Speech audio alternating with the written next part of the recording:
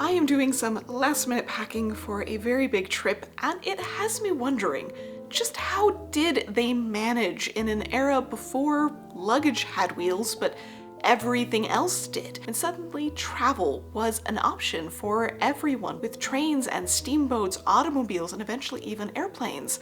How did they manage those grandiose outfits that looked like they would weigh so much on trips that would have inevitably taken them weeks to make? Did they just wear the same clothes the whole time and hope no one noticed? Or did they travel around with hundreds of pounds of trunks and luggage? Well, hopefully the answer is neither of those things, because I am going to be taking some of their advice to heart as I go on my own trip for the next 2 weeks and try to pack and dress according to the recommendations of the 19th and early 20th centuries.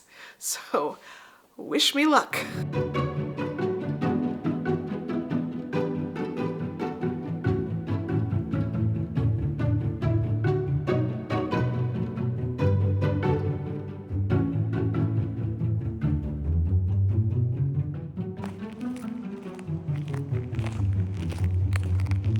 Of course, travel in the 19th century was still a very difficult thing. While there were plenty of inventions that would make travel much easier in the coming decades, at the beginning of the century we still relied on things like dirt roads, carriages, and horses above all else, which was an incredibly dirty and difficult, rather physically jarring ride to get anywhere, not something you did without a need to do. Certainly not something you did for long-distance pleasure. But as trains became an option throughout the 1830s and 40s, more and more railroads were being built, and by the 1850s, many people in the US as well as across Europe and the UK had the option of getting on a train and going somewhere a pretty far distance away without nearly as much difficulty. And it wouldn't be long before we added in steamships that could get people across the Atlantic regardless of the weather at a fairly good pace.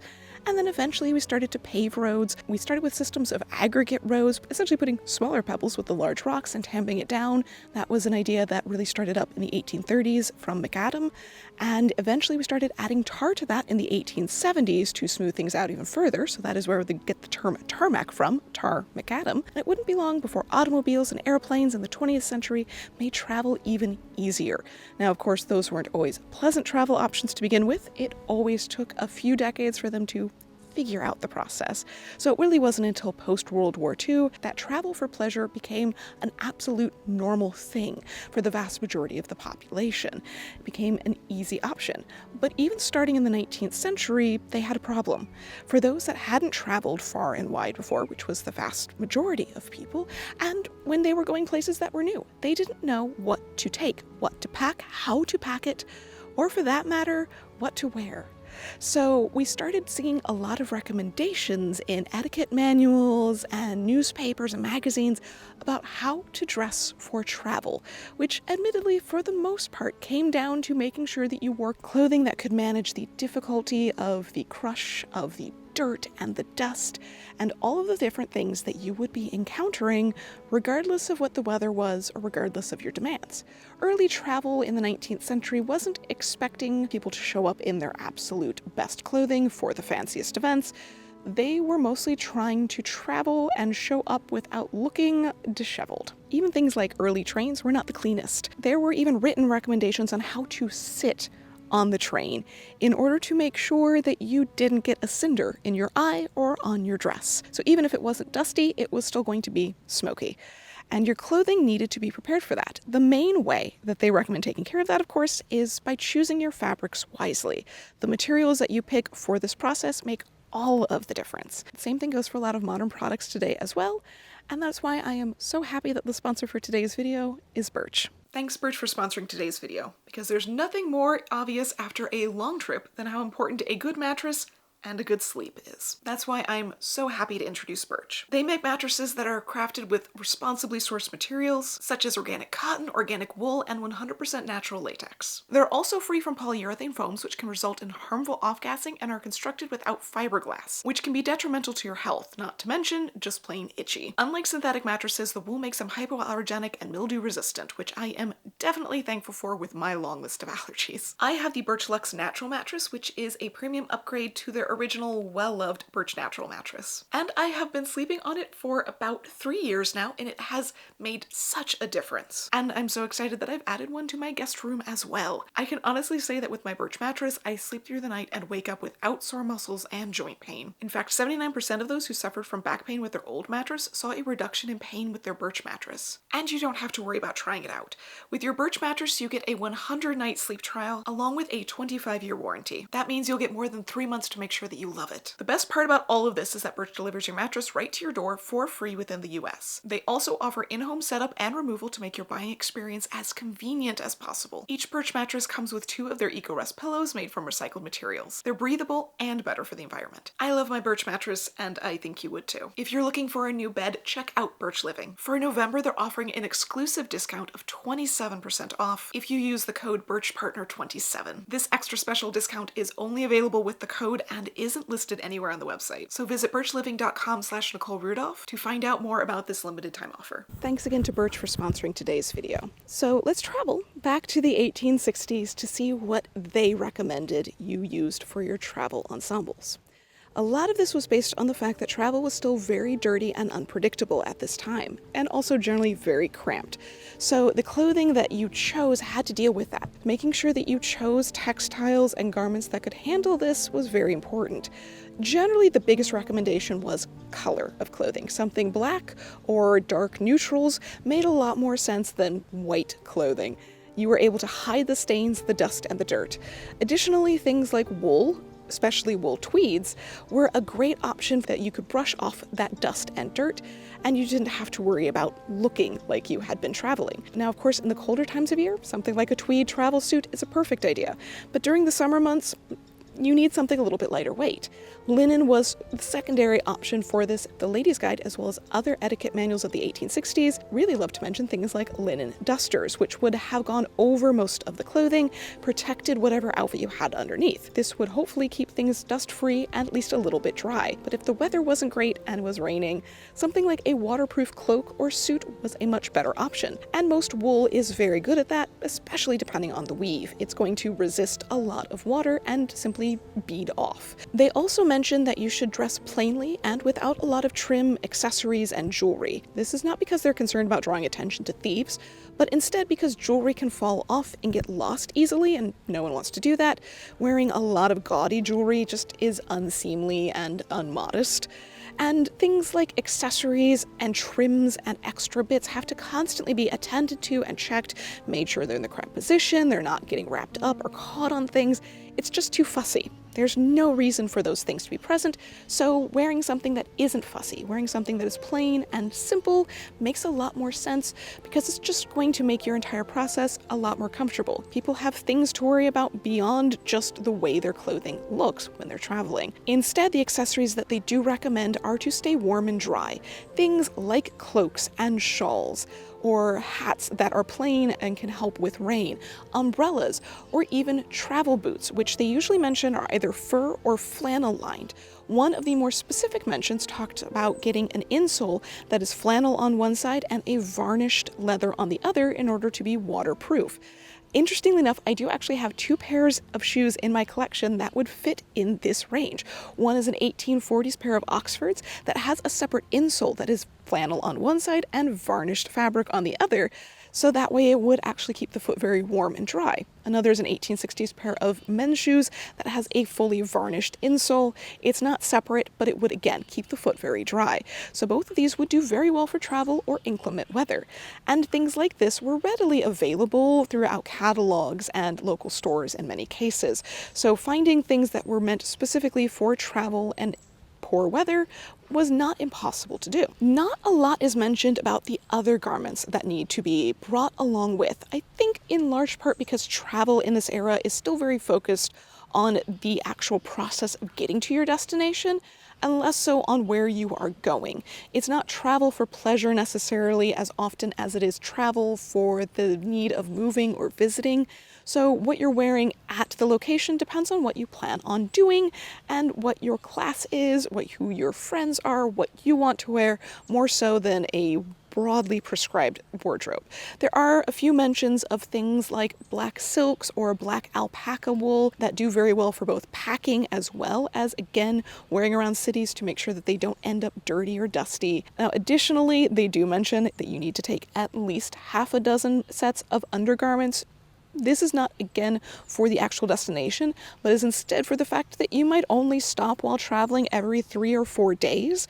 And while you can have laundry done in professional laundering services in all of those decent-sized towns and cities, the people traveling wouldn't be doing their own laundry. Instead, they would be sending it out. You want to make sure that you have more than enough, so that way you can have the laundry done as you stop every few days. Now, in order to carry all of this, plus whatever you have for your destination, the luggage recommended is, of course, something like a carry-on today, a small satchel or bag that you would keep with you at all times. This has, of course, any valuables, though those might do better in some hidden pockets underneath a skirt or inside of a suit jacket. But you can also carry all of your toiletries, necessary things, maybe a few snacks for the journey. So that way you don't have to worry about digging things out of your larger trunks whenever you stop. They even recommend things like night clothes or a small change of undergarments to be in those satchels, so that way the entire trunk doesn't need to be unpacked, because these trunks could be rather large. One recommendation was for a sole leather trunk that was 16 by 18 by 32, which is larger than most large checked luggage today. That would have fit a lot of different garments and other pieces. Then additionally, it mentions having an enameled cloth bag that would be 22 by 30, so a very large duffel bag. Between those two things, you would be able to fit many changes of clothing and other accessories.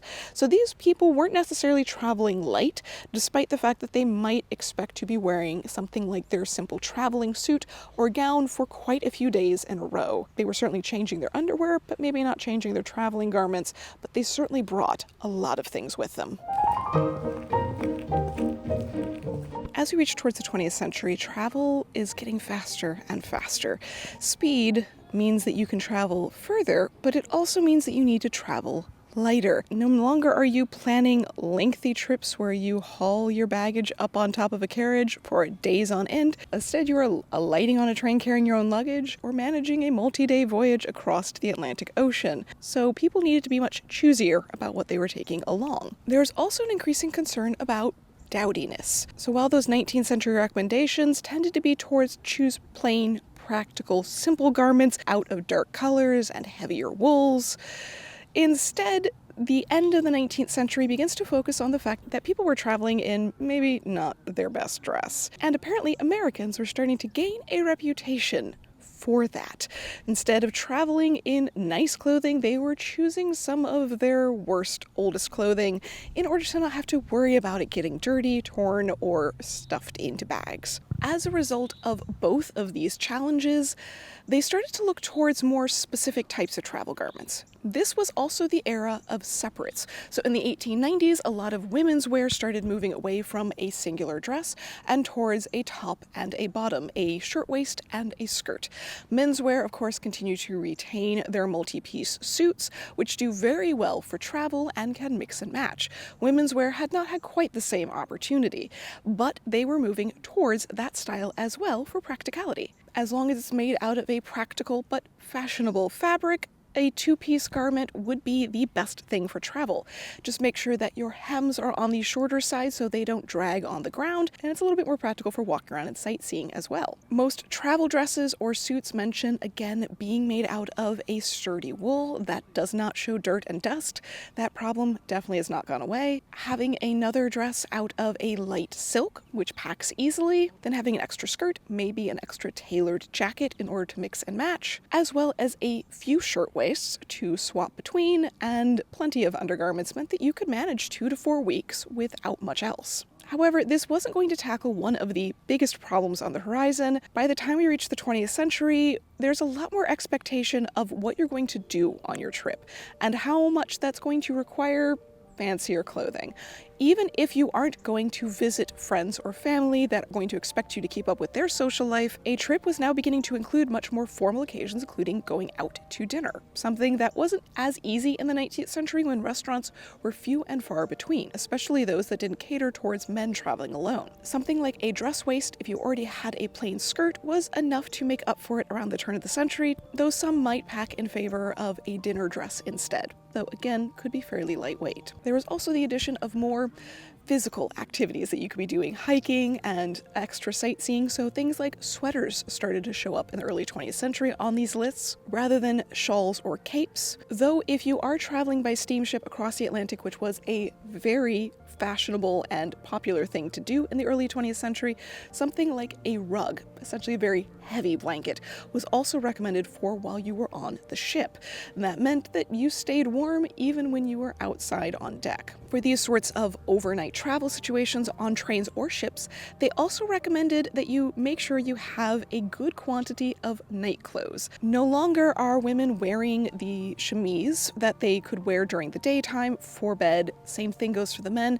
No longer are those long night shirts considered quite so acceptable, especially if you are on board of a train or a ship where you may not have a private bathroom, and so you are venturing out in your night clothing in front of other people. So having pajamas or a night robe makes perfect sense. This is the era where the Pullman robe, specifically named after Pullman trains, becomes a very popular option for travel. It's a heavier weight robe that is considered perfectly acceptable for both men and women to be seen wandering the hallways in order to make it back and forth between the cabin and the bathroom. In terms of recommendations for luggage, not much has changed by this point.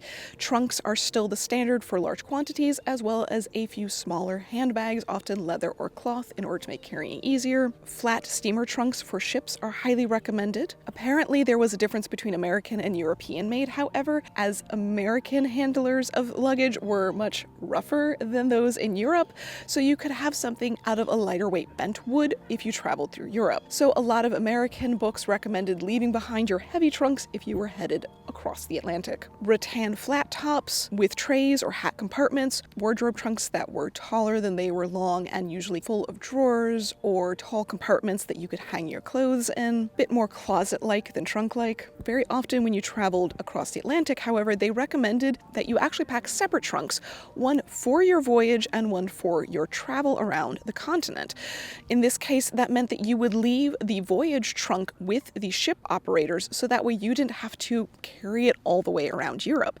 Instead, you could simply pick it back up when you were ready to board the ship, and the other large trunks that you carried with you throughout the rest of your travel went back into storage down below. But for some, this was even more than they wanted. There were backpackers in the 1900s, just like there are today. One article claimed that a woman made it around Europe with just one bag that she carried herself. They called it a slim outfit, and it was essentially one outfit, one suit or one dress, with 6 collars, 3 pairs of hose, 3 sets of undergarments, again enough to make sure that you could do laundry on the regular, 4 tailored waists in order to swap out with the skirt, maybe 1 fancy waist, 3 corset covers, 2 night dresses, and of course a raincoat to make sure that none of it got wet, because if you only had one main outfit, the last thing you want to do is have it soaked through. Of course, all of this would travel fairly light, but certainly not the most ideal if you're in a fashionable situation. And this was becoming an increasing concern in the 20th century. With planes and automobiles, we were not only arriving at our destinations much faster than before, but expecting to do far more once we got there. More than just simply seeing family or even sightseeing. Restaurants, theaters, amusement parks, and even straight-up tourist attractions like Colonial Williamsburg took off. People expected to exercise, shop, have a formal dinner, even go dancing all in one day. And they needed clothing to accomplish it all. Before the 19-teens, etiquette manuals and articles often say to only bring formal clothing if you absolutely need it. You are the exception to the rule, if that is the case. Even then, they would say something like a tuxedo for men would be a perfectly acceptable option, even in the most formal situations, because no one would expect you to have brought along all of the different types of dress that you could possibly need. But by the 1920s, this was changing. One manual from 1922 recommended that men bring along a business suit, an outing suit, and formal evening clothes. For women, in addition to the travel ensemble, they recommended a more casual morning outfit, something appropriate for afternoon outings, and formal evening wear. This was only the base, as well as they state these things would increase based on your taste and the availability of entertainments. One list from the 1930s is far more extensive than we have seen up to this point, starting with a tweed suit with a few blouses, or sweaters for day wear, a light wool or silk suit dress for sightseeing, a sheer dress for afternoon tea, and maybe a few jersey knit dresses added in just for general use. Of course, a full skirt with a few evening blouses for dinner, and at least one fancy evening dress, maybe with a jacket, though you can throw in a few short evening options if you love to dance. And of course, a top coat for weather as well. They are very much stating that one travel ensemble is not going to be acceptable in social situations for the average person anymore. These lists, again, aren't aimed at the very wealthy who are going to be traveling with an entire closet of options. These are aimed at the middle class who are somewhat new to traveling. But by the 1920s and 30s, it is becoming a much more affordable and achievable option, both financially and in terms of things like vacation time. Travel is becoming a very normalized thing, and what is done on that trip is so much more than ever before. I do feel like a lot of these early recommendations changed dramatically in the latter portion of the 20th century purely because of synthetics. They are focused on making sure that your clothing doesn't need to be ironed or folded correctly, that you can just cram everything into your suitcase and it will come out perfectly wrinkle-free and travel easily. And that becomes the focus of clothing in general, not just for travel, so it bleeds over into that. And especially since travel today so often includes being very casual, and something like shorts or jeans and a t-shirt will work over and over and over again without expectations of having really fancy or formal clothing, means that our travel can be a lot less complicated. But in my case, I didn't really have that option. I have now returned from my trip and have the results of what worked and what didn't. For me, it really came down to the fact that I was traveling to different destinations in November. So it could be incredibly cold where I was going, or it might be very rainy, or it might be actually somewhat warm. And the answer was all three of these things. I started off in Toronto, walking around to a lot of museums. I then took a train down to the Rochester, New York area to go speak at Genesee County Village as a keynote speaker there for an academic conference, then down to New York City for a couple of days, going to museums there, and then on to Williamsburg, Virginia, which actually happened to be one of the colder parts of the trip, oddly, though much further south, where I was speaking at yet another conference, with a lot of formal events in the evenings, where I was going to be talking with other academics and making business connections, so I needed to be well dressed, which meant that I needed to take a fair amount of clothing on this trip. Casual wasn't going to cut it, and nor do I really like to travel that way. So by looking at some of these early travel expectations, I realized that the thing I needed to focus on more than anything else was having a sort of uniform. Even if I did need multiple outfits for different formal events, making sure that I had the equivalent of a travel suit and maybe multiple versions of that could be mixed and matched. Just to prove a point with my tweed suit, I was just sitting on the ground. I'm now covered in leaves and dirt.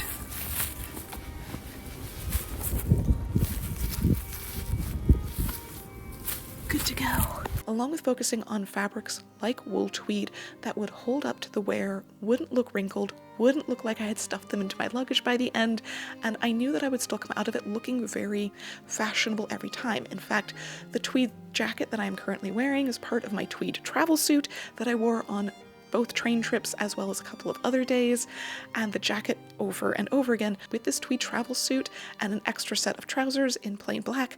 This was what I wore on all of my travel days, and I kept getting into hotels at 11 o'clock at night after a very long day of exhausting travel where I felt just so disheveled and gross and really just desperate to go take a shower and go to bed, and that was when I got the most compliments on my outfits. So this travel suit, as it were, is the best thing that I am going to take forward into all of my future trips, because I can even make warmer weather versions of it, and it looks so good, and I felt really confident and well put together no matter what, but also very comfortable. Additionally to this, I really focused on the shirtwaist idea that they had. And while I wasn't going to be taking care of laundry laundry at every hotel that I stayed at. Instead, what I did was took a lot of undershirts. So I really love these ones by Numi that are meant to be sweat absorbing. You can accomplish much the same thing with the little pads that go into your underarms that they do still make, but were very popular throughout the 20th century, as women didn't have undergarments that covered their armpits, but their dresses would definitely not hide the sweat. So that really made a big difference for me. That meant that I didn't have to take a new shirt for every single day, even if I was going to be anxious and sweaty during a presentation. I could just wear one of those undershirts and then rewear that shirt again another day. So that is something that I am going to be getting more of for my next trip because it made such a difference in how much I needed to pack. I also took a couple of sweaters. One of them I really didn't need, but I didn't know what the weather was going to exactly be, and it ended up being a little bit warmer than I was prepared for, so I didn't need the extra sweater. I also took a few sweater vests and tailored vests, which allowed me to sort of make a uniform. Nearly every single day I had a button shirt, some sort of vest, a skirt or a pair of trousers, and a jacket of varying degrees of warmth. Whether it was this jacket, the other suit jacket that I took that I knew I could wear for both presentations and formal situations, and the larger coat that I had to take because I had to actually do some filming in it, but I honestly didn't really need that so much as I probably could have made do with a raincoat and more layers. So that took up a lot of space in the luggage I really didn't need, but I do feel like I still made a lot of good choices basing it on that travel suit plus a bunch of shirtwaists, some that are more formal, some that are less, some bottoms that are more formal, some that are more day wear, and making sure that everything is pretty interchangeable in that way. So less the capsule wardrobe concept and more just having a standard suit uniform that can be repeated over and over again, especially when you add in basic accessories like scarves or ties, which aren't part of our standard wardrobe as much and really help to elevate the whole thing, change it up, make it unique, but weren't as fussy as jewelry can be sometimes. I also had to take my 1840s men's suit to do an interpretation day at Genesee, so there was a little bit of extra overpacking that I honestly think if I could go back without the really specific things that I needed, like the 1840s suit, like my tuxedo jacket that I made a few months back for one of the formal dinners, and knowing that I really didn't need the same heavyweight layers, I honestly could have managed this in 2 carry-ons rather than having to deal with a large trunk suitcase. But the tips that I took away from all of the travel recommendations was simply make sure that you choose your fabric wisely, choose your colors wisely, and have lots of interchangeable shirtwaists, and make sure that your underwear situation is appropriately taken care of. And it is possible to manage a pseudo-Victorian, honestly in my case sort of meets 1960s weird deconstructed Dickens vibe, and get all of that into a decent amount of luggage and still manage to have a wide variety of ensembles appropriate for lots of different occasions, types of formality, and still remain fashionable. And of course, if you're wondering how it is that people manage to afford an entire fancy travel wardrobe and all of the trunks to go with it, the next video is going to be all about our clothing credit systems, which stretch back much farther than you would expect. People were traveling in cannons.